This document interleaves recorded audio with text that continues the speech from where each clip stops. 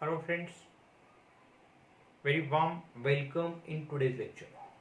मित्रांनो, जसं की आपण प्रिव्हियस लेक्चरमध्ये मी तुम्हाला chapter number 7 introduction to microbiology या चॅप्टरचा मॅप तुमच्यासमोर पुट फोर्थ केलेला आहे. म्हणजे आपल्याला ह्या चॅप्टरमध्ये नेमकं काय स्टडी करायचं आहे.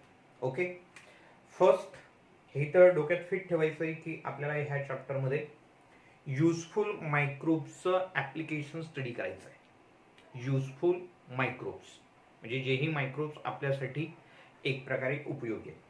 माझं जसं मी तुम्हाला म्हटलंय microbiology it is nothing but याला काय म्हणतो आपण, it is a branch of biology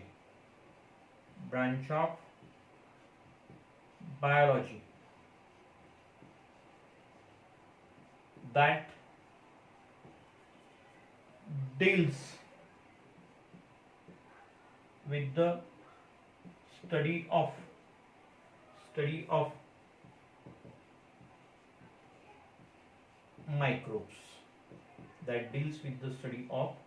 microbes, अशा ब्रांच ऑफ बायोलॉजीला आपण म्हणतो मायक्रोबायोलॉजी. म्हटल्याप्रमाणे मी जसं तुम्ही ह्या चॅप्टरमध्ये पर्टिक्युलरली कोणाविषयी स्टडी करणार तर युजफुल मायक्रोब्स विषयी.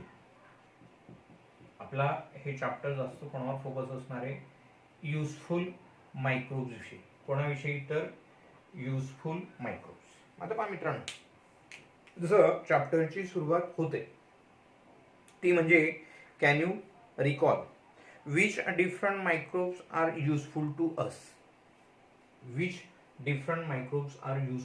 अस. आता पहा, आपण जर युजफुल मायक्रोबची जर तुम्हाला एक्झाम्पल द्यायची झाली जी आपण लास्ट इयर स्टडी केली आणि मी प्रिव्हियस लेक्चरमध्ये सुद्धा तुम्हाला कोट केली, ती म्हणजे एक लॅक्टोबॅसिलस,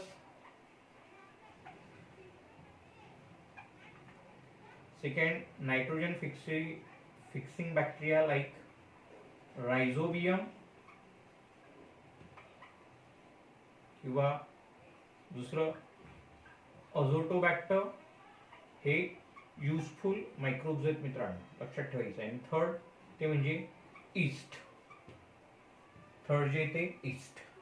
आता पहा मित्रांनो, तुम्ही म्हणणार की सर फक्त एवढेच मायक्रोब्स आपल्याला युजफुल आहेत का, तर definitely not. Thousands or we can say lakhs of microbes are useful to us. ह्या चॅप्टरमध्ये जवळपास आपल्याला 45 किती म्हणतोय मी, 45 युजफुल मायक्रोबचं ॲप्लिकेशन येणार आहे आणि तेही त्यांच्या सायंटिफिक नेमिंगच्या स्वरूपात. शास्त्रोक्त पद्धतीने जेही लिव्हिंग ऑर्गॅनिझम्सला नावं दिली जातात त्यातल्या त्यात एक प्रकारे सायंटिफिक नेम कोणाला सुद्धा असतात, मायक्रोब्सला. तसं जवळपास तुम्हाला ह्या चॅप्टरमध्ये 45 मायक्रोबची नावं लक्षात ठेवायचं आहे.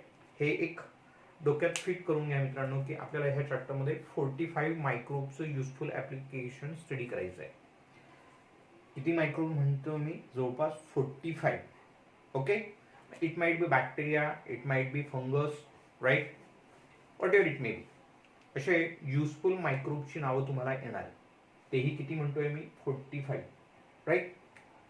मग आपण असं युजफुल मायक्रोबचा जर विचार केला आणि त्यातल्या त्यात ज्या मायक्रोबचा स्टडी ज्या ब्रांच ऑफ बायोलॉजीमध्ये केला जातो अशा मायक्रोबायोलॉजीचा जर आपण विचार केला मित्रांनो, तर पर्टिक्युलरली मायक्रोबायोलॉजीचे आपल्याला जे टाइप्स आयडेंटिफाय होतात ते दोन. एक म्हणजे ॲप्लाइड मायक्रोबायोलॉजी. काय म्हणतोय तुम्हाला मी, मायक्रोबायोलॉजीची जर तुम्हाला टाईप सांगायची झाली तर अशा मायक्रोबायोलॉजीचे आपल्याला मेजरली 2 टाइप्स आयडेंटिफाय होतात. One is applied and second one is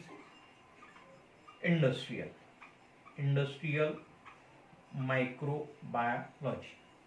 आता तुम्ही म्हणणार sir what is mean by applied microbiology.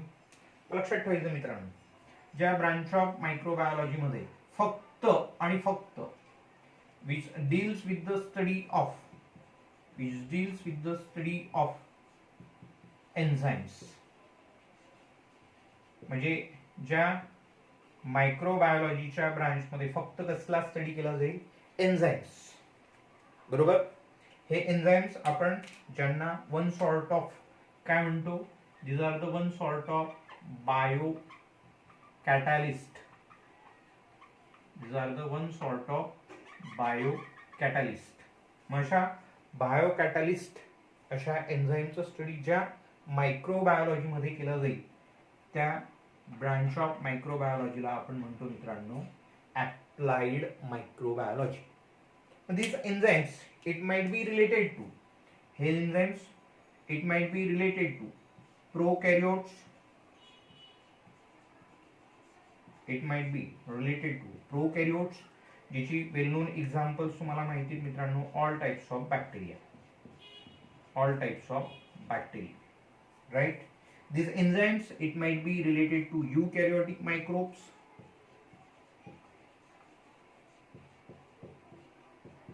ज्याची एक्झाम्पल्स तुम्हाला सांगितले झाले तर kingdom protista, kingdom फंगाय, all types of fungus म्हणा, ऑल टाइप्स ऑफ प्रोटोझुअन्स म्हणा, अमिबा असेल, पॅरामोशियम असेल, युग्लिना असेल, वोल्वॉक्स असेल, प्लाझ्मोडियम फॅमिली असेल. बरोबर. असे प्रोटोझुअन्स किंवा सांगायचे झाले तर अल्गी हे सुद्धा कसे युकॅरियोटिक लिव्हिंग ऑर्गॅनिझम. प्रोकॅरियोट्स आपण कोणाला म्हणतो, असे ग्रुप ऑफ लिव्हिंग ऑर्गॅनिझम्स ज्यांच्या सेलमध्ये डिस्टिंक्ट न्यूक्लियस हा अब्सेंट असतो, सेल बाउंड सेल ऑर्गॅनिल्स ह्या अब्सेंट असतात. तर युकॅरियोट्स कोणाला म्हणतो आपण, असे ग्रुप ऑफ लिव्हिंग ऑर्गॅनिझम ज्यांच्या सेलमध्ये distinct nucleus present, cell bound cell organelles present, अशा ग्रुप ऑफ लिव्हिंग ऑर्गॅनिझम्सला म्हणतो आपण युकॅरियोट्स. मग हे eukaryotes it might be unicellular or it might be multicellular, it doesn't matter. पण काय आहे, युनिसेल्युलर असू द्या की मल्टीसेल्युलर असू द्या, जर त्यांच्या सेलमध्ये डिस्टिंक्ट न्यूक्लियस असेल म्हणजे न्यूक्लियसचं प्रेझेंट असेल आणि सेल बाउंड सेल ऑर्गॅनेल्स म्हणजे जसं मायटोकॉन्ड्रिया असेल, रायबोझोम्स असतील, गॉल्गी बॉडीज असतील, यांचं प्रेझेन्स असेल तर त्यांना म्हणायचं युकॅरियोट्स, right. The study of enzyme it might be related to prokaryote microbe, eukaryotes or related proteins, their related applied genetics, or it might be molecular biology.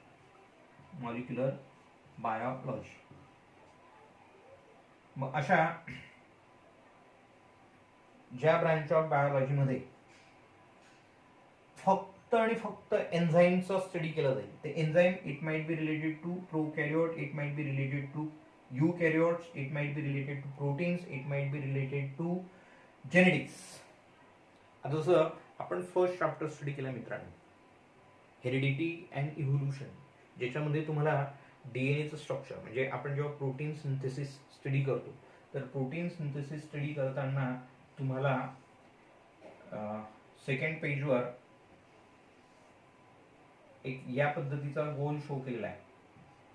बरोबर. Second page जर तुम्ही व्यवस्थितपणे जर ऑब्झर्व केलं तर, and that particular we can say it is nothing but the one sort of enzyme, its name is DNA dependent RNA polymerase. तुम्हाला या particular गोलला, या पर्टिक्युलर राऊंडला ॲज अ आरएनए पॉलिमरेज म्हणून नाव आलेलं आहे मित्रांनो. बरोबर. आपण जेनेटिक जेव्हा म्हणतो त्याच्यामध्ये सहजासहजी आपण डीएनएचा स्टडी करतो आणि डीएनएचा स्टडी करताना सुद्धा आपल्याला कसला एन्झाईम्स महत्त्वाचे ठरतात. पण इथं पर्टिक्युलरली जेव्हा तुम्ही अप्लाइड मायक्रोबायोलॉजी म्हणताय तर मायक्रोब रिलेटेड जेही जेनेटिक्स आणि अशा जेनेटिक्स रिलेटेड जेही एन्झाईम्स असतील त्या एन्झाईमचा स्टडी सुद्धा कशामध्ये केला जातो, अप्लाइड मायक्रोबायोलॉजीमध्ये. ओके. मग आपण अप्लाइड मायक्रोबायोलॉजीचा जर विचार केला तर पर्टिक्युलरली ह्या अप्लाइड मायक्रोबायोलॉजीचा यूज एक प्रकारे सोसायटी अँड फूड प्रोडक्ट्स किंवा मेडिसिन्स असतील यांचं आपल्याला लार्ज स्केलला कसा उपयोग करता येईल यांचा उपयोग कसा असेल फॉर लार्ज स्केल, यांचा उपयोग कसा असेल लार्ज स्केल. तर अशा एन्झाईम्स रिलेटेड चा स्टडी पर्टिक्युलरली ज्या मायक्रोबायोलॉजीमध्ये केला जातो, it is nothing but applied मायक्रोबायोलॉजी. म्हणजे लक्षात ठेवायचं मित्रांनो, मायक्रोब्स रिलेटेड एन्झाईमचा स्टडी अप्लाइड मायक्रोबायोलॉजीमध्ये. मायक्रोब्स रिलेटेड एन्झाईम मध्ये मायक्रोब्स कुठलेही असू द्या, प्रोकॅरियोटिक, युकॅरियोटिक्स किंवा त्यांच्याशी रिलेटेड प्रोटीन, त्यांचं जेनेटिक मटेरियल जसं आपण म्हणतो, त्यांचं DNA किंवा RNA किंवा त्यांचं मॉलिक्युलर बायोलॉजी, याच्याशी रिलेटेड जेही एन्झाईम्स असतील तर त्या एन्झाईमचं स्टडी पर्टिक्युलरली ज्या मायक्रोबायोलॉजीच्या ब्रांचमध्ये केला जातो ते म्हणजे अप्लाइड मायक्रोबायोलॉजी. मग ह्या पर्टिक्युलर एन्झाईमचा उपयोग आपण लार्ज स्केलवर करण्यासाठी आपण रिलेटेड फूड प्रोडक्ट्स, मेडिसिन्स याच्या प्रिपरेशनसाठी त्याचं ॲप्लिकेशन्स आपण करत असतो. आता पहा मित्रांनो, ही झाली मायक्रोबायोलॉजीची वन ब्रांच. सेकंड ब्रांच जी तुम्हाला दिली मित्रांनो ती म्हणजे इंडस्ट्रियल मायक्रोबायोलॉजी. आता इंडस्ट्रियल मायक्रोबायोलॉजी म्हणजे काय, इंडस्ट्री. तर ह्या पर्टिक्युलर मायक्रोबायोलॉजीच्या ब्रांचमध्ये कमर्शियल यूज ऑफ मायक्रोब्स केला जातो. कमर्शियल यूज ऑफ मायक्रोब्स, तेही पर्टिक्युलरली कुठं, on a large scale.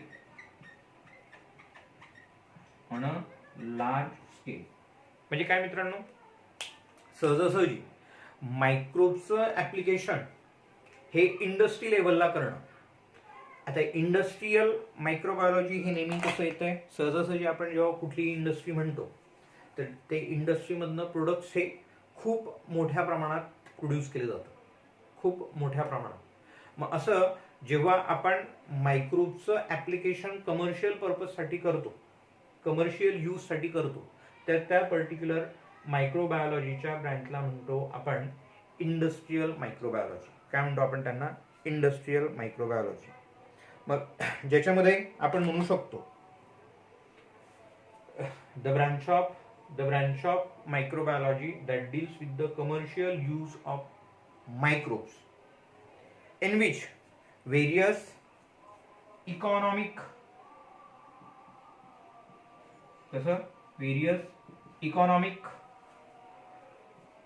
social and एक प्रकारे आपण म्हणू शकतो environment related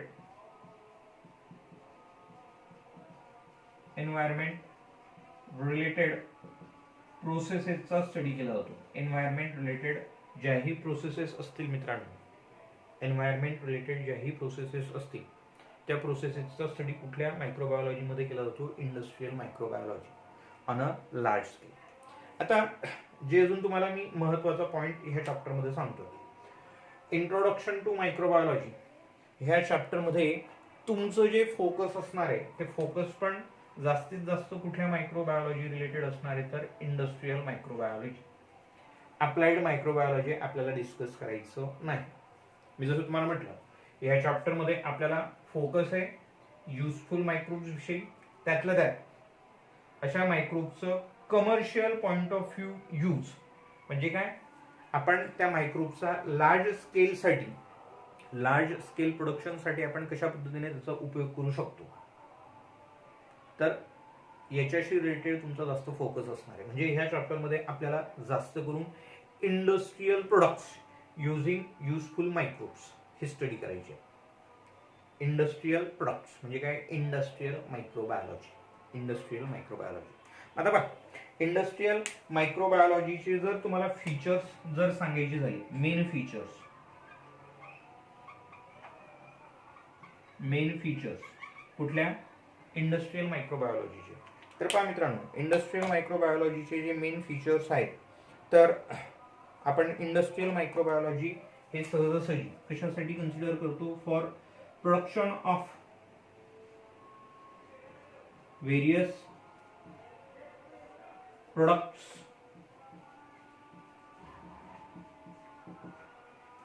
production of various products by the process of fermentation.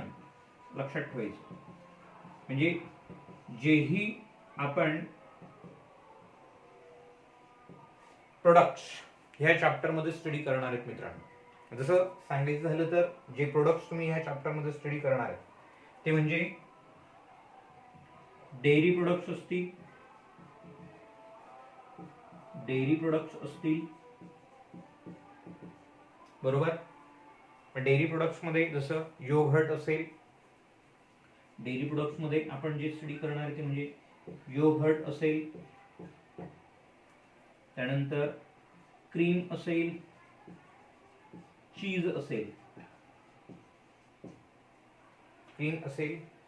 असेल, योगर्ट असेल, हे डेअरी प्रोडक्ट्स. यांच्यामध्ये वन ऑफ द प्रोसेस जी मित्रांनो ती म्हणजे फर्मेंटेशन. त्यानंतर अजून कुठलेही प्रोडक्ट घ्या, जसं प्रोबायोटिक्स, बरोबर. त्यानंतर bread preparation, vinegar, it is one sort of organic acid ज्याला आपण 4% ऍसिटिक ऍसिड म्हणतो, 4% ऍसिटिक ऍसिड, राईट. त्यानंतर सांगायचं झालं तर ॲजिनोमोटो ज्याला आपण मोनोसोडियम ग्लुटामेट असं म्हणतो. त्यानंतर व्हेरियस एन्झाइम्स, मायक्रोबियल एन्झाइम्सचं प्रोडक्शन असेल, त्यानंतर अँटीबायोटिक्सचं प्रिपरेशन असेल मित्रांनो. अल्कोहोलिक बिहेवियरेजेस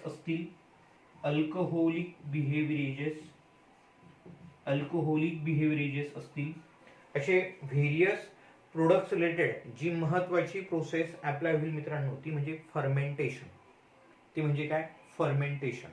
आता पहा, फर्मेंटेशन जसं आपण म्हणतो फर्मेंटेशन प्रोसेस काय असते, तर फर्मेंटेशन प्रोसेस म्हणजे काय मित्रांनो, सिम्पली जर तुम्हाला सांगायचं झालं, conversion of one carbon compound into another carbon compound,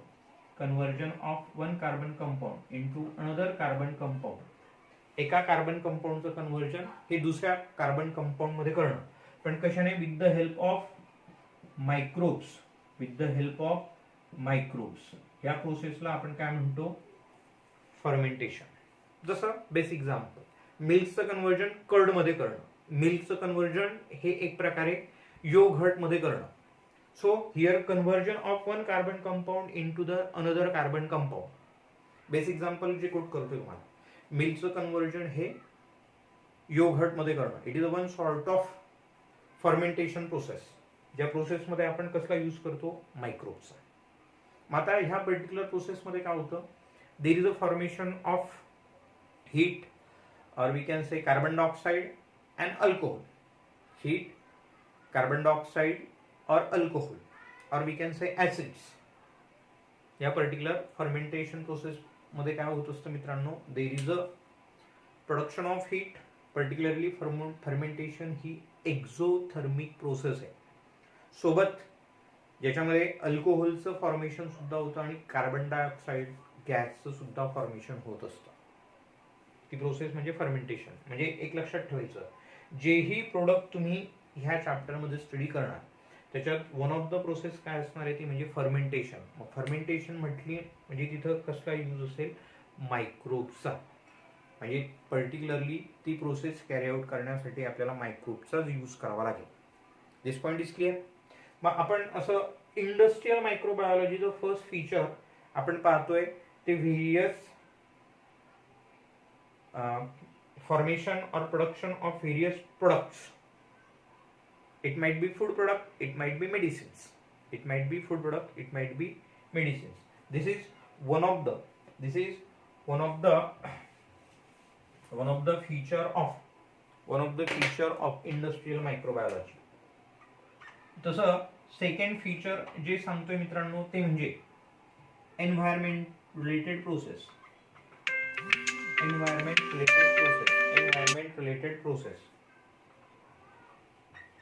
environment related processes. आता एन्व्हायरमेंट रिलेटेड प्रोसेसेस जसं तुम्हाला सांगायचं झालं तर गार्बेज मॅनेजमेंट,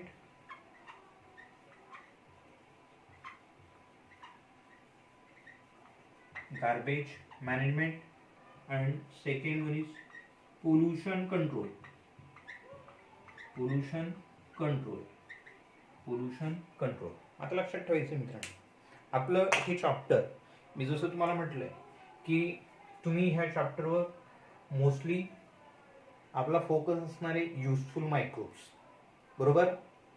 त्यातल्या त्यात फोकस असेल आपला कुठल्या मायक्रोबायोलॉजीवर, तर इंडस्ट्रियल मायक्रोबायोलॉजीवर. आणि इंडस्ट्रियल मायक्रोबायोलॉजी मध्ये सुद्धा आपल्याला various food products, food processes और food products, food related processes किंवा फूड प्रोडक्ट्स, आणि सेकंड म्हणजे एन्व्हायरमेंट रिलेटेड प्रोसेसेस आपण हे चॅप्टर स्टडी करणार आहे. म्हणजे 50% चॅप्टर हे तुमचं फूड प्रोसेसेस किंवा फूड प्रोडक्ट रिलेटेड असेल आणि 50% चॅप्टर हे तुमचं एन्व्हायरमेंट रिलेटेड प्रोसेसशी निगडीत असणार आहे, त्याच्याशी रिलेटेड असणार आहे. आणि असे हे दोघंही कोणाचे फीचर्स आहेत, तर इंडस्ट्रियल मायक्रोबायोलॉजीचे. म्हणजे एक प्रकारे आपण हे चॅप्टर कसं स्टडी करतोय, तर कमर्शियल यूज ऑफ मायक्रोब्स. आणि तुम्हाला म्हटलंय इन टोटॅलिटी तुम्हाला किती मायक्रोब्स ह्या चॅप्टरमध्ये स्टडी करायचे, तर 45. असं ह्या चॅप्टर मध्ये आपल्याला जवळपास फूड रिलेटेड प्रोसेसेस किंवा फूड प्रोडक्ट्स आणि एन्व्हायरमेंट रिलेटेड ज्या काही मायक्रोबियल ऍप्लिकेशन आहेत ते आपण ह्या चॅप्टर मध्ये स्टडी करणार आहेत मित्रांनो. होप सो मायक्रोबायोलॉजीचे दोघही टाइप्स तुम्हाला क्लिअर झालेले असतील.